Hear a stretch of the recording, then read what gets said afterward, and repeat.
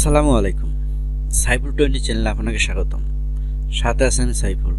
কেমন আছেন বন্ধুরা? আশা করি ভালোই আছেন। আরেকটি নতুন ভিডিও নিয়ে হাজির হয়েছে আপনাদের মাঝে। আজকের ভিডিওর টপিক হলো আপনি কীভাবে কম্পিউটারের যে কোনো ফোল্ডারে নিজের ছবি সেভ করবেন। হ্যাঁ, আমরা অনেকেই এই কাজটি পারি না। যারা এই কাজটি না পারি, অর্থাৎ এই যে দেখতে পাচ্ছেন এগুলা ফোল্ডার, স্ক্রিনে দেখতে পাচ্ছেন প্রত্যেকটা ফোল্ডার, এই ফোল্ডারে নিজের ছবি কিভাবে সেভ করা যায় সেই বিষয় নিয়ে আজকে টিউটোরিয়াল। কথা না বাড়িয়ে যাওয়া যাক মূল ভিডিওতে। যাওয়ার আগে আমার ছোট্ট একটি রিকোয়েস্ট, আপনি যদি আমার চ্যানেলে নতুন হয়ে থাকেন তাহলে চ্যানেলটিকে সাবস্ক্রাইব করবেন, আর যদি অলরেডি সাবস্ক্রাইব করে থাকেন তাহলে মেনি থ্যাঙ্কস। চলুন শুরু করি। প্রথমেই আপনাকে একটা ছবি কনভার্ট করে নিতে হবে। এই ছবিটা কনভার্ট করার জন্য আপনি ব্রাউজারে যাবেন। ব্রাউজারে গিয়ে এখানে লিখবেন জেপিজি টু আইসিও। এই দেখতে পাচ্ছেন জেপিজি টু আইসিও, এখানে লিখে এন্টার চাপ দিবেন। এখানে দেখতে পাচ্ছেন জেপিজি টু আইসি অনলাইন ফ্রি, এখানে আপনি ক্লিক করবেন। এখানে ক্লিক করে আপনার ফোল্ডারে যে ছবিটা আপনি দিতে যাচ্ছেন সেই ছবিটাকে এখানে নিয়ে আসবেন। তার জন্য এখানে দেখতে পাচ্ছেন চয়েস ফাইল, এখানে ক্লিক করবেন। এখান থেকে ক্লিক করে যে ছবিটা আপনি নেবেন এখান থেকে নিয়ে আসবেন। আমি এই ছবিটাকে আইসিও কনভার্ট করব।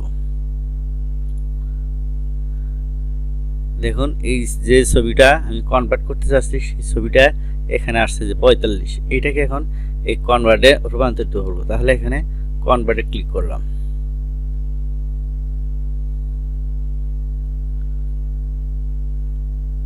ছবিটি কনভার্ট হচ্ছে।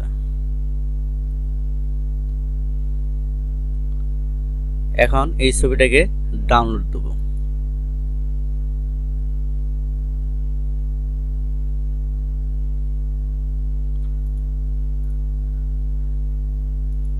ছবিটাকে ডাউনলোড করলাম। এটাকে আমি এখান থেকে সরিয়ে নিলাম,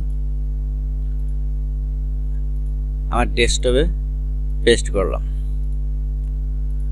দেখুন এই ছবিটা। এখন আমি চাচ্ছি এই ছবিটাকে আমি এই ফোল্ডার যে কোনো ফোল্ডারে দিব।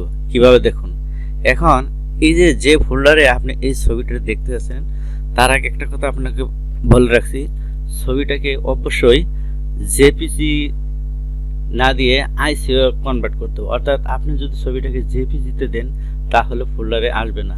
এর আইকনটা দেখতে পাচ্ছেন জেপিজি ফরম্যাটে, যদি জেপিজি দেন তাহলে কিন্তু হবে না, এটা আইসিও ফরম্যাটে রূপান্তরিত করতে হবে। এখন যে ফোল্ডারে আপনি ছবিটা রাখবেন সেই ফোল্ডারে ক্লিক করবেন।